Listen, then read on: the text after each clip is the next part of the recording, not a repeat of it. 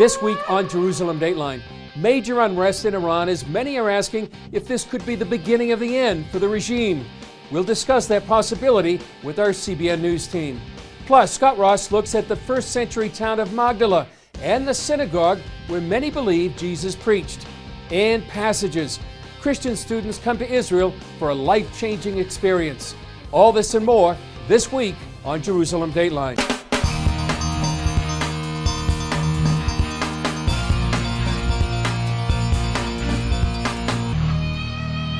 Hello and welcome to this edition of Jerusalem Dateline. I'm Chris Mitchell. While Washington debates the killing of Qasem Soleimani, Iranians are risking their lives as they cry out for freedom. Throughout Iran, tens of thousands of Iranians have taken to the streets to protest against the Iranian regime. Some believe the public demonstrations represent an historic threat to the 40-year Islamic Republic of Iran. Here's a look at some of the demonstrations and what these Iranians are saying. From Tehran to Isfahan to Hamadan, Iranians defied their government and called for its end. In Tehran, crowds shouted for Iran's supreme leader, Ayatollah Khamenei, to step down. This crowd chanted, "Dictator, Iranian Revolutionary Guard Corps, you are our ISIS." The defiance comes just days after Iran buried its number 2 leader, Qasem Soleimani. Now his posters are being torn down in the streets and taken down from walls.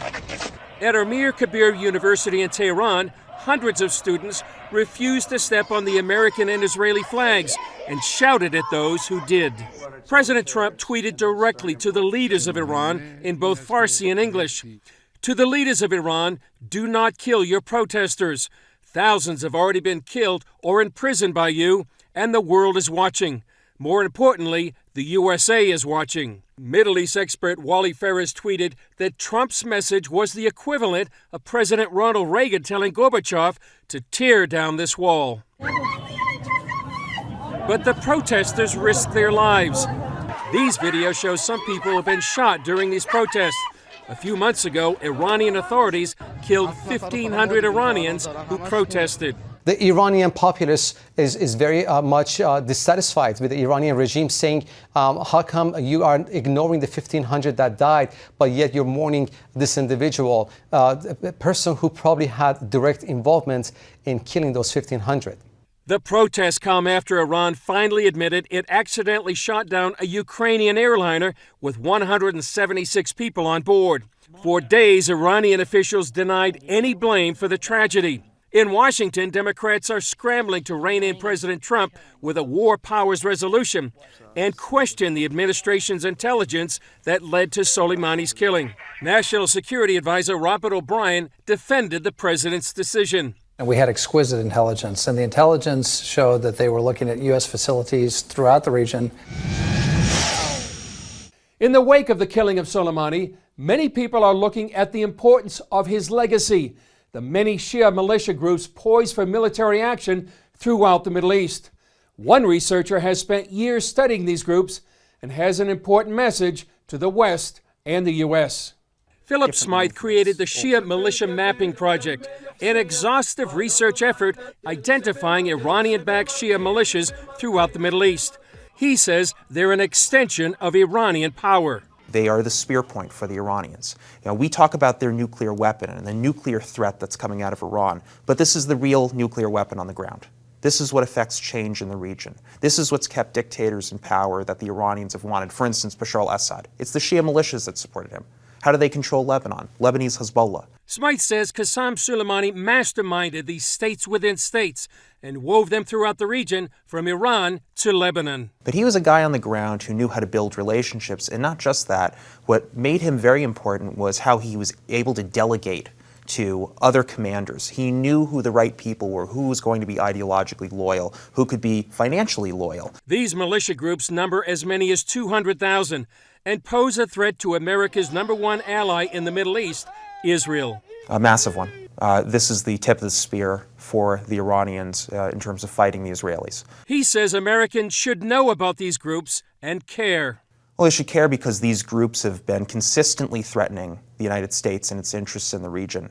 And ideologically, they hold that the United States needs to not only be out of the region, but religiously speaking, they view the United States as what they call Shaitan al-Akbar, or the greatest Satan. And that's a true belief that many of the hardcore ideologues hold. That means they want to take American lives when they view it as strategically advantageous. Based on Smythe's research, it's clear America, Israel, and the West will be dealing with these Shia groups throughout the Middle East for the foreseeable future. Up next, CBN News senior correspondents discuss the current state of Iran and its future.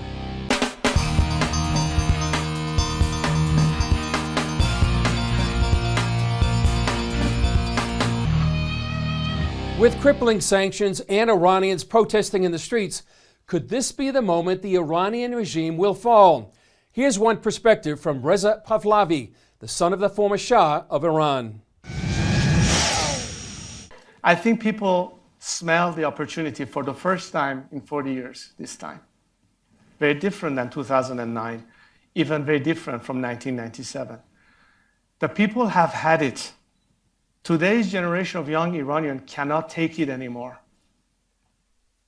They want to have an opportunity for a better future. They want to be on the path of modernity and freedom. The only thing that stands between them and the free world is this regime.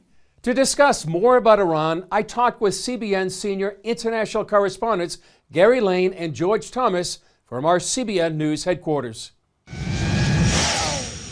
George and Gary, thanks so much for joining us on our Jerusalem Dateline. Gary, first to you. Are we seeing an unprecedented protest there in Iran? And could this be the beginning of the end of the Islamic regime? Well, Chris, I think that's wishful thinking on the part of many people, but in reality, we never thought the Berlin Wall would come down, and I was in Berlin when that happened. At the time, we didn't realize what was happening. So could this be that moment? It may be up to God, but also a lot of other factors. Iran is a mess right now economically. If you look at unemployment, young people between the ages of 15 and 24, it's approaching 30% unemployment for that age group. Inflation is over 12%. And then also you have the average Iranians only making about $10,000 for their household income, and they're fed up with this regime. And one of the reasons is because of corruption. But people are fed up. They're saying, look, this is a corrupt regime. There's a lot of corruption. And the shooting down of that aircraft liner that had 82 Iranians on board, that was the last straw. And we've seen these people out in the streets. As you say, Chris, unprecedented. Will it lead to a collapse of the regime? We'll have to wait and see. Yeah. George, to you, Gary referred to President Reagan when he said, Mr. Gorbachev, tear down this wall. The Berlin Wall did fall. What are you hearing and seeing from inside Iran right now? There is unprecedented level of depression. This has been an issue that's been going on for quite some time. Some would say for 40 years because they realized what life was like before the ruling Ayatollahs came into power in 1979.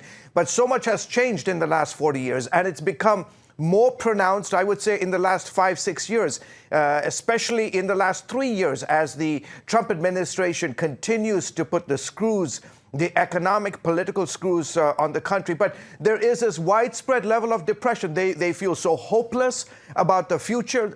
People are not, they don't have money to spend. They don't have enough medicine to go to the hospital to care for their loved ones who are ill. They don't have basic commodities, basic supplies, so like oil, flour, all other bread, the sort of basic things that people take for granted. So there's this unprecedented level of uncertainty. Yeah, Gary, you referred to the Berlin Wall. Many people didn't think that was going to come down. Now, if the Islamic regime did fall, are there any viable alternatives to the regime right now? Well, one person that people in the West are pushing is Reza Pahlavi. And Reza Pahlavi, the 59-year-old son of the late Shah, who was overthrown, of course, late Shah overthrown in the Islamic Revolution in 1979. So many people are looking to him, but especially the older Iranians who remember, as George said, what life was like under the Shah.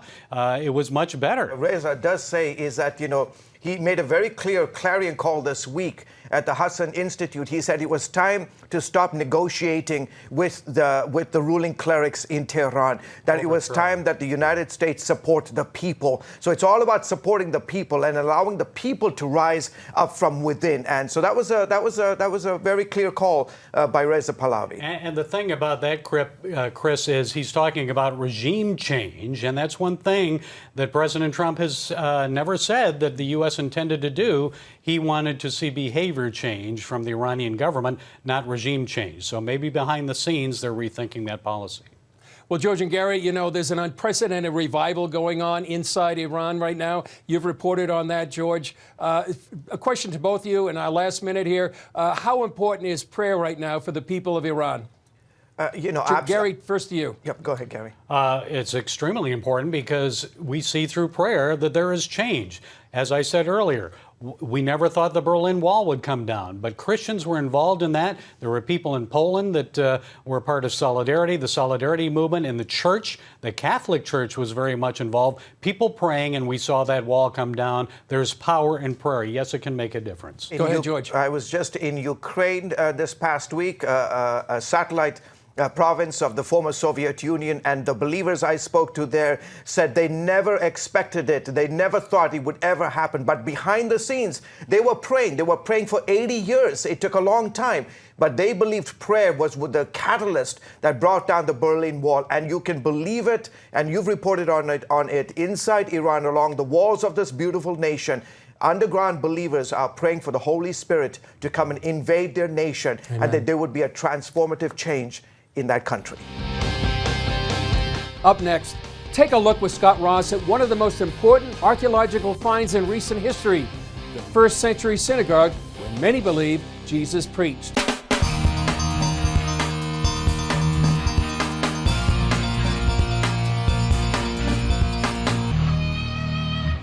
What started as a vision to build a guest house for pilgrims coming to the Galilee took an entirely different direction. After breaking ground, the project turned into an extensive archaeological site, providing a colorful picture of life at the time of Jesus. CBN's Scott Ross takes us to Magdala, the city many believe was the home of Mary Magdalene. Located on the western shore of the Sea of Galilee, Magdala sits at a crossroad of Jewish and Christian history. Magdala is very significant already just in general culture. One of the most known figures of Christian discipleship is Mary of Magdala. What's the importance of Magdala for the Jewish people? It's a first century town and a very significant excavation in the first century for the Jewish culture.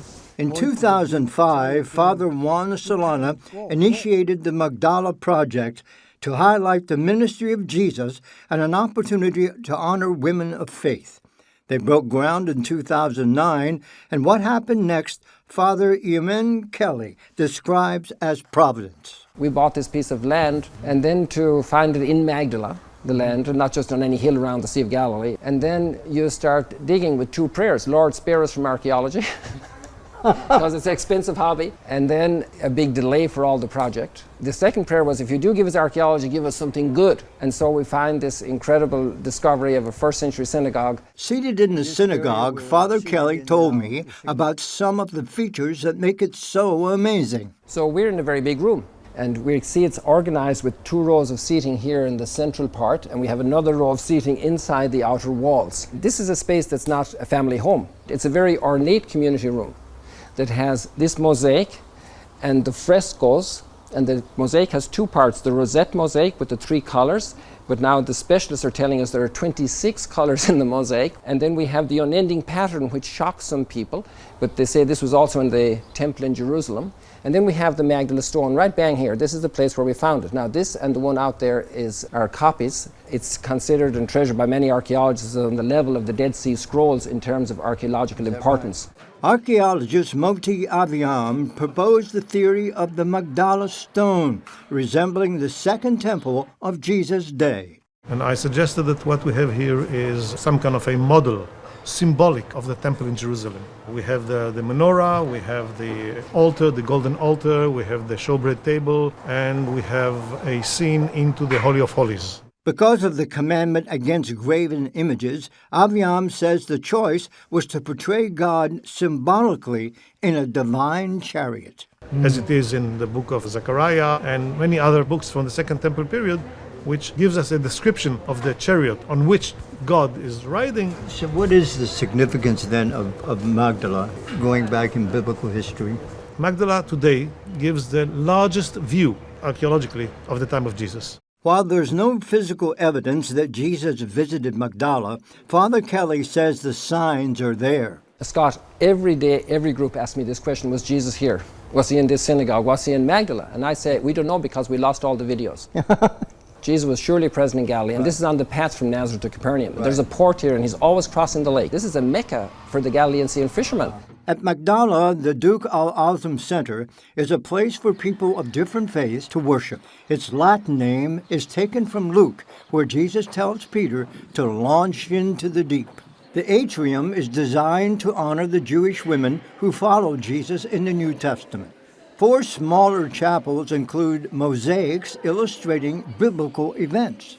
And in the boat chapel, a unique boat-shaped altar overlooks the Sea of Galilee. When the gospel is proclaimed up there at the microphone, it looks like Jesus is preaching again to us from the boat.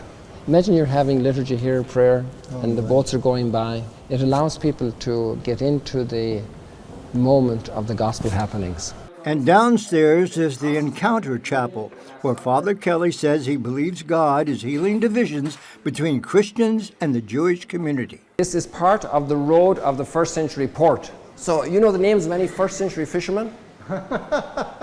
So who walked on this street? Yes. Now if Jesus came to Magdala, I say he was more often on this street than he was in the synagogue, in our synagogue. Magdala is staffed in part by international volunteers. Sometimes you realize you know very little of your faith, so this helps you to go deeper inside and really to live all the things that you can find out in Israel. I never been in Holy Land before, so it was taking a huge risk. It was very surprising to see what we think about Israel, the Holy Land, and coming here and seeing the reality.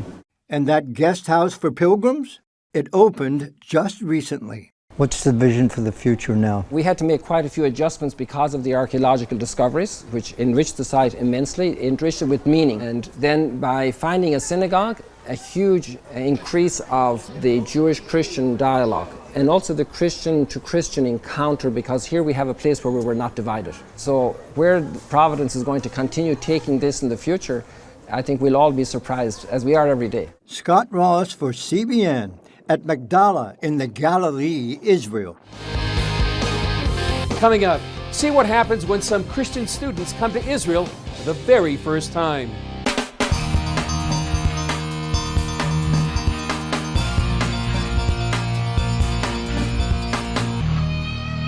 Hundreds of American Christian University students embarked on a recent journey to Israel for a unique learning experience.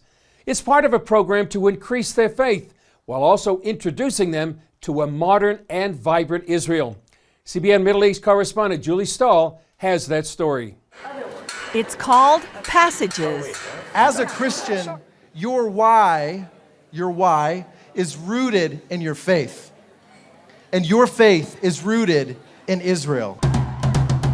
This big event in Jerusalem with Israeli musicians celebrated the 4th anniversary of this unique educational program for American Christian students. In 2016, Passages was born to give you, the religious, political, social leaders of tomorrow, an opportunity to come to Israel, to ignite your faith, to connect with the values that the United States shares with Israel, and to strengthen your leadership journey. Former Israeli Knesset member Michael Oren talked about their connection to the land. Your faith gives you a part of this land, the land of Israel. It gives you a part of this sacred city. Current U.S. Ambassador to Israel David Friedman told CBN News the trip is invaluable at this time in history.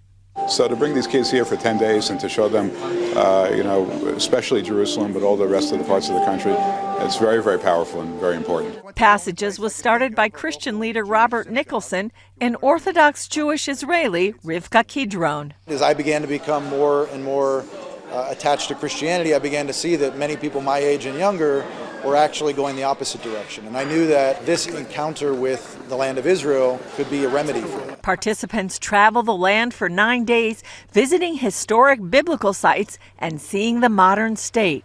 With Passages, they offer something unique by diving deep into the geopolitics of the land, trying to provide a diversity of narratives so that students come out of the trip realizing that the media isn't all that there is to the story. CBN News spent a morning with students from the University of Alabama visiting Jerusalem's City of David. As Christians, it's important for us to understand what's going on in the world, and so we're getting to hear lots of different perspectives on that and just become educated from a first-hand perspective. Student leaders Carter Helm and Emily Bernard told us about the value of their visits. My first tour of Israel had a great impact on my life. It changed the way I read the Bible. It changed my prayer life. It changed the way I think about culture and Judaism and the Hebraic roots of my faith. By the end of this year, Passages will have brought 10,000 students to the Holy Land as part of this program leaders call a game changer in relations between faiths and nations.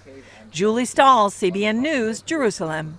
Well, that's all for this edition of Jerusalem Dateline. Thanks for joining us. Remember, you can follow us on Facebook, Twitter, Instagram, or YouTube.